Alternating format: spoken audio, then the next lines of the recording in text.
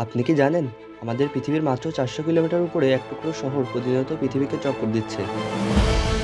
এটা হলো international space station, পৃথিবীর বাইরের মানুষের সবচেয়ে বড় বৈজ্ঞানিক গবেষণাগার। এটিকে বানাতে খরচ হয়েছে প্রায় $150 বিলিয়ন, যা বাংলাদেশের পুরো এক বছরের বাজেটের প্রায় 5 গুণ। ইন্টারন্যাশনাল স্পেস স্টেশন প্রতি 90 মিনিটে একবার পৃথিবীকে প্রদক্ষিণ করে, অর্থাৎ দিনে প্রায় 16বার সূর্যোদয় এবং সূর্যাস্ত দেখে অ্যাস্ট্রোনটরা।